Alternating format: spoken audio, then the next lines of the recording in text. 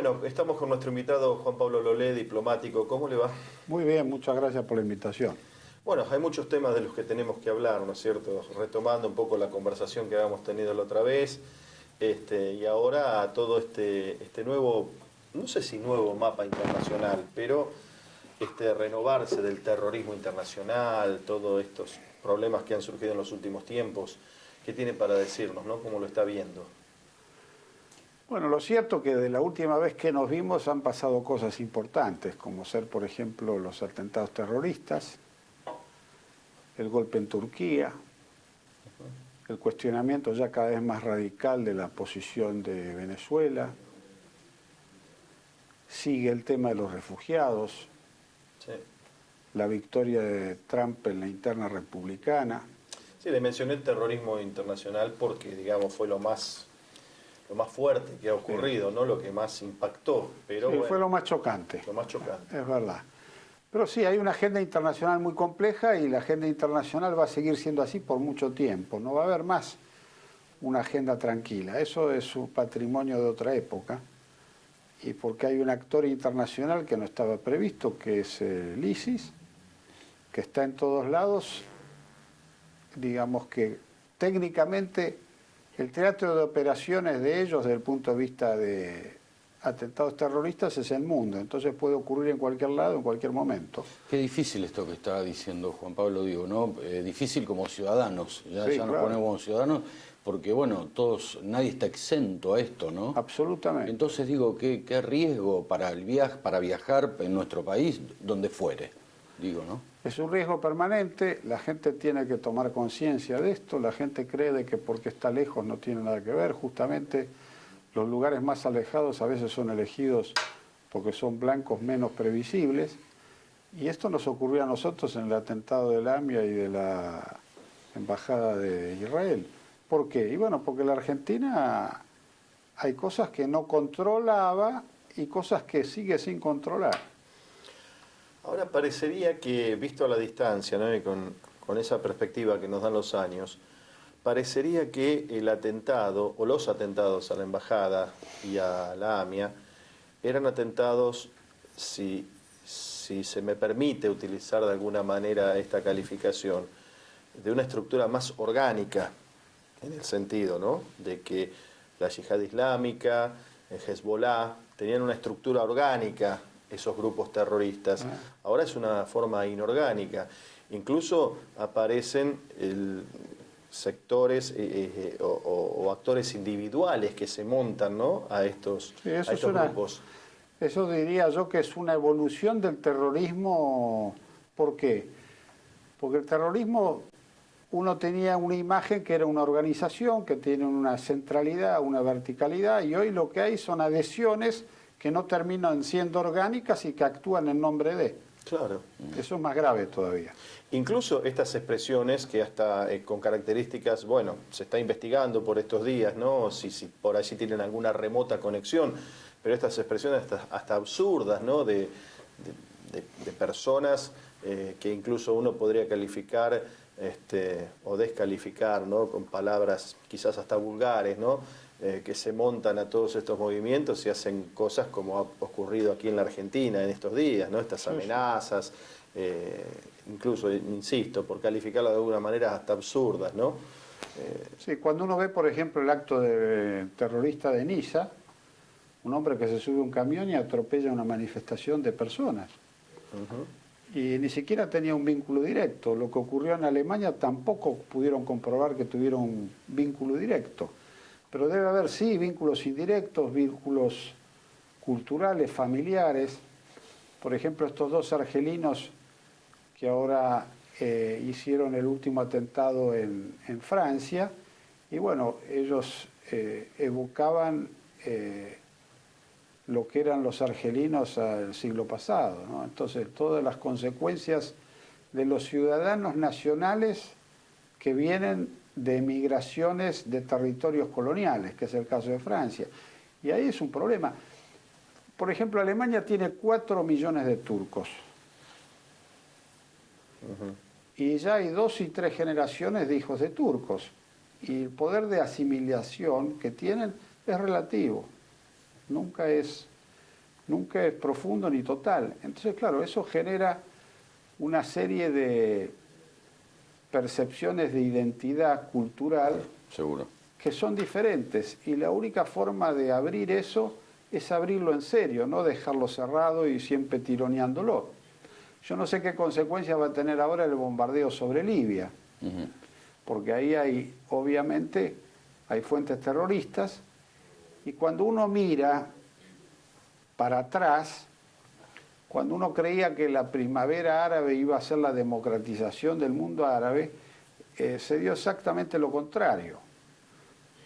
Los gobiernos que habían eran gobiernos en algún sentido que generaban orden y estabilidad, y eso era un orden autocrático, era un orden muy sectario, grupos de familia y demás, el caso de Gaddafi, el caso de Irak y demás.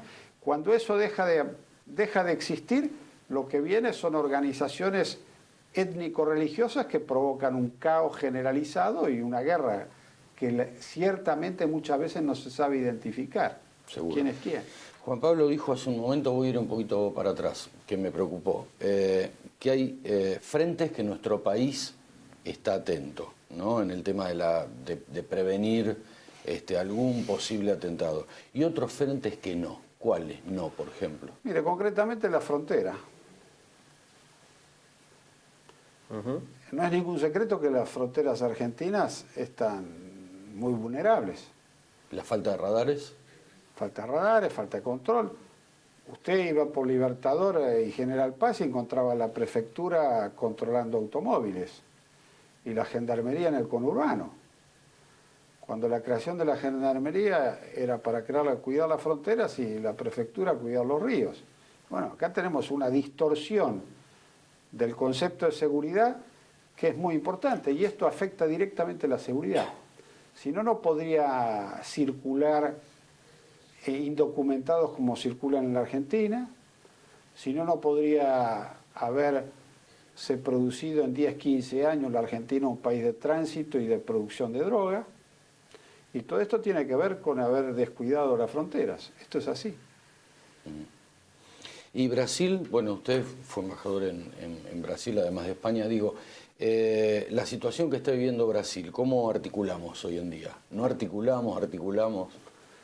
Y lo de Brasil, en realidad en América del Sur hubo 3 procesos para mí para analizar. El de Brasil es un proceso que está pendiente de resolución definitiva, para ponerle un título. ¿Por qué? Porque hay un impeachment, hay una presidenta suspendida, y a partir del mes que viene, de este mes, se va a resolver ese tema. Se resolverá a favor o en contra de la permanencia de Dilma Rousseff. Si se resuelve a favor, vuelve, y ella se compromete, pues esto yo creo que es un acuerdo con Lula, a convocar elecciones en 60 días.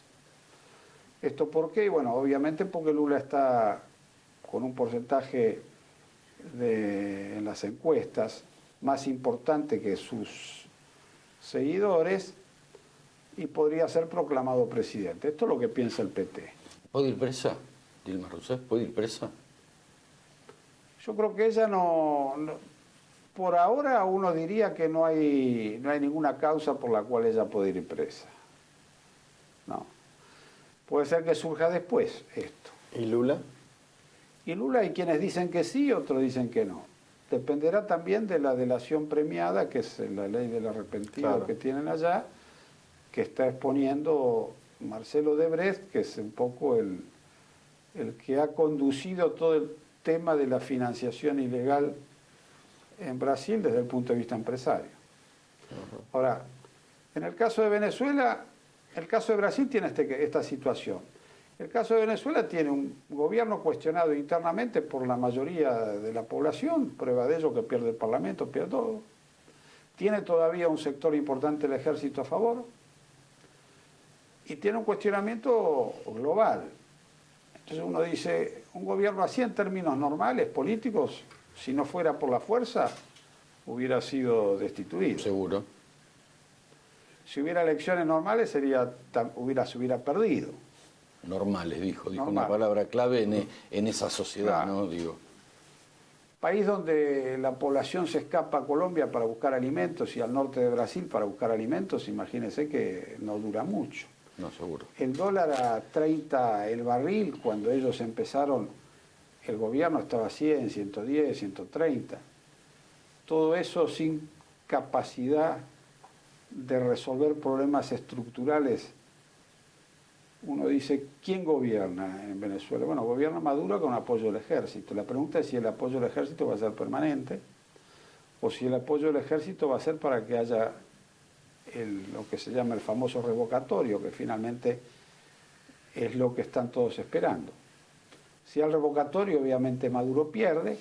Entonces tenemos un escenario en el cual tenemos a Venezuela en esta situación, a Brasil en una situación pendiente, porque si Dilma Rousseff es desplazada, Temer se autoexcluyó como candidato y dice yo quiero terminar 2 años. O sea que el 2018, de acuerdo con la norma electoral, él sería excluido y habría una elección con los nuevos participantes. Y en el caso de la Argentina es una situación bastante especial porque toda esta crisis que hay en la región, en la Argentina hubo un cambio de gobierno, que coincidió que cuando los otros países no tenían cambio de gobierno porque ya lo habían hecho, nosotros hicimos el cambio de gobierno. Entonces la Argentina en un sentido está en una situación mejor, porque todo cambio de gobierno tiene una espera, todo cambio de gobierno tiene un tiempo para que pase y se acomode, y el conflicto que hay en la Argentina tiene que ver con la estructura económica, y yo creo que con 4 elementos centrales, que es un país que heredó la recesión del gobierno anterior, y aparentemente no hay medidas que la resuelvan hasta ahora, y pasaron 6 meses. Heredó la inflación, que incluso llegó a subir más de lo que estaba previsto. Heredó la pobreza, que estamos casi en un 30%, y heredó toda la corrupción. Entonces, obviamente, cuando uno ve el nuevo gobierno de la Argentina, tiene los problemas de todos los gobiernos que han estado en la región, y tiene la ventaja de que hay una expectativa a favor. Y bueno, esa expectativa le está jugando a favor al gobierno de Macri. Bueno, mientras también está recomponiéndose la oposición de alguna manera, ¿no es cierto? Sí, yo ahí tengo mis dudas que la oposición se está recomponiendo. O por lo menos debatiendo, ¿no? Debatiendo, haciendo un debate interno. Sí, yo creo que el problema del debate interno me hace acordar cuando Herminio Iglesias decía la autocrítica que la hagan los otros, nosotros no tenemos por qué autocriticar. Yo tengo la sensación de que la oposición, y hablo acá del justicialismo, hoy lo que está es fragmentado.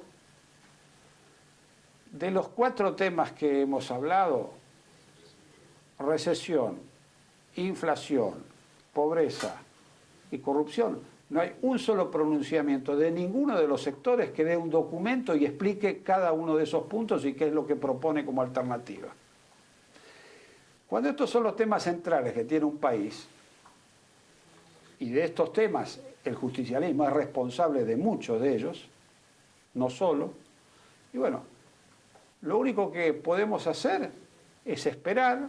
Tenemos una conducción que no conduce, tenemos alternativas a la conducción que tampoco emergen con capacidad de conducir el conjunto, y después mi percepción es que cuando un partido político gobierna como gobernamos nosotros casi durante 30 años, porque acá son 26, nosotros tenemos o hacemos un replanteo en serio para adentro, donde los que estuvieron se pongan a la cola y que pongan al frente caras nuevas, vidas nuevas, historias nuevas, o esto va a seguir siempre mezclándose y nunca va a terminar definiendo un nuevo liderazgo.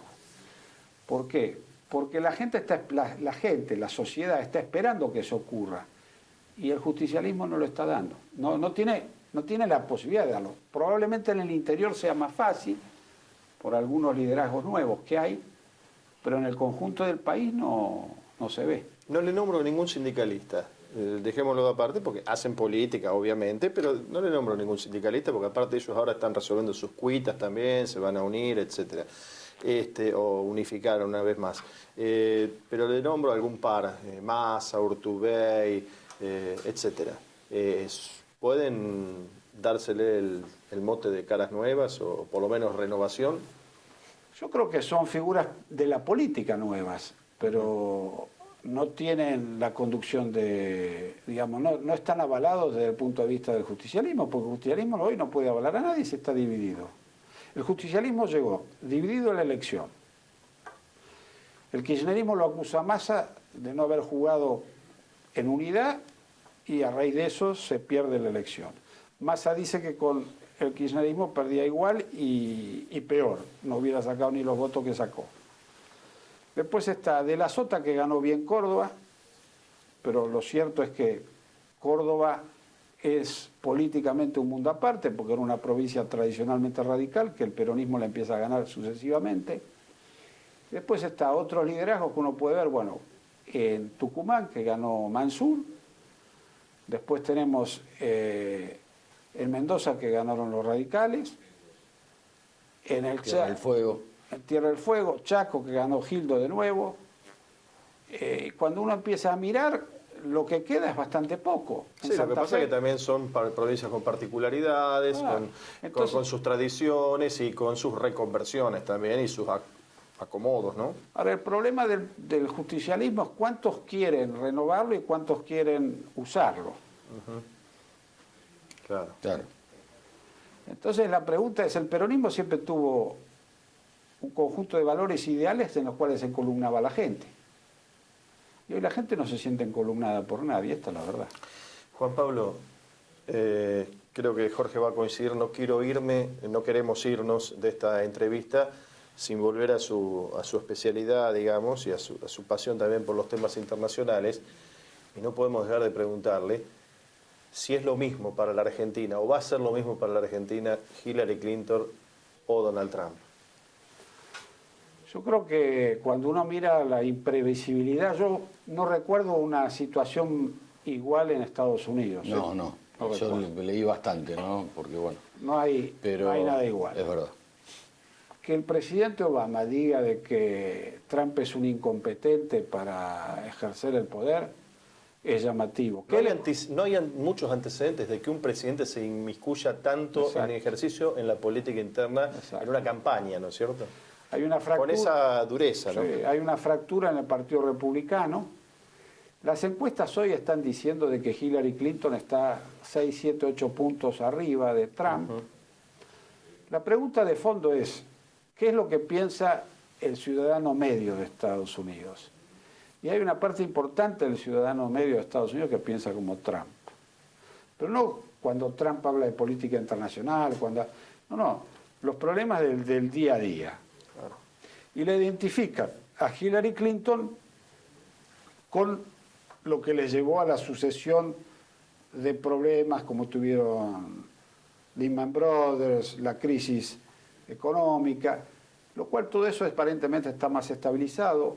Es muy criticada ella también por la política internacional. Entonces la pregunta, ¿qué es lo que más nos conviene a la Argentina?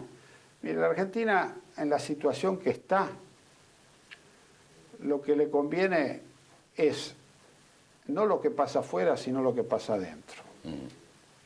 Bien.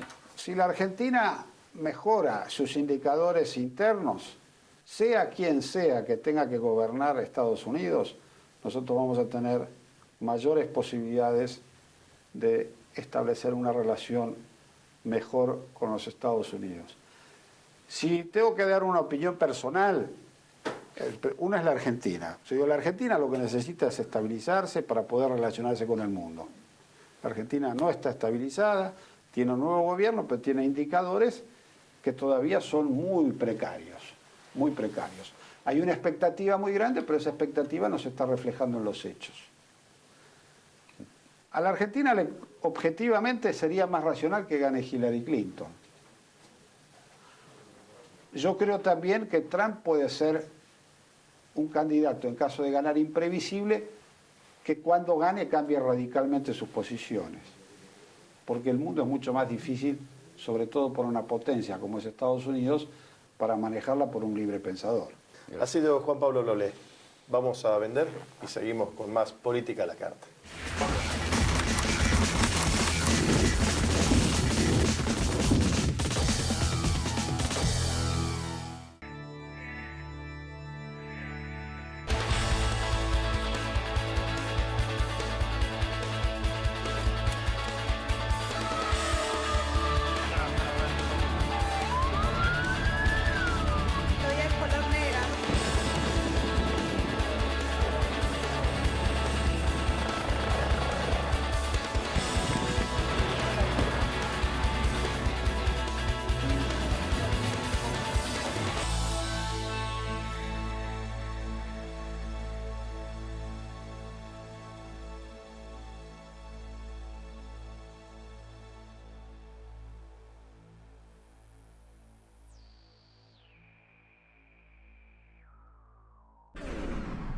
ProPymes, el compromiso de Techint con su cadena de valor. Sí a 3 hospitales con más de 50 especialidades. Sí a 9 centros de atención primaria y promoción de la salud. Y sí al Centro de Estimulación Temprana. ¿Te animas a seguir diciendo que sí a la salud? Yo digo que sí. Me hace falta un sacón, un sacón, un sacón. Necesito un sacón, un sacón, un sacón. Que me haga sentir que estoy vivo, que vibro, que amo y respiro, que aún existe el amor. El municipio de San Martín lanza el plan de facilidades de pago Cuentas al Día, con importantes descuentos en los intereses de tu deuda de la tasa municipal. Para más información, ingresá a sanmartin.gov.ar o comunicate al 0800-444-1123. Estar al día nos beneficia a todos. Municipalidad de San Martín. Auspició este programa Banco Provincia.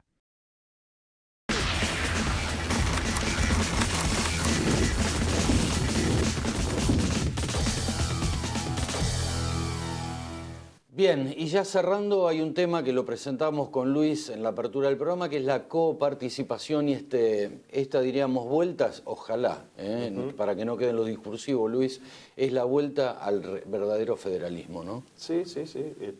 Que también fue contemporáneo con esta devolución del dinero a las obras sociales, ¿no es cierto? Exactamente. Y lo importante en esto es el rol, la decisión. Vamos a ir por una parte de quien manejan o de quienes manejan los distintos ejecutivos.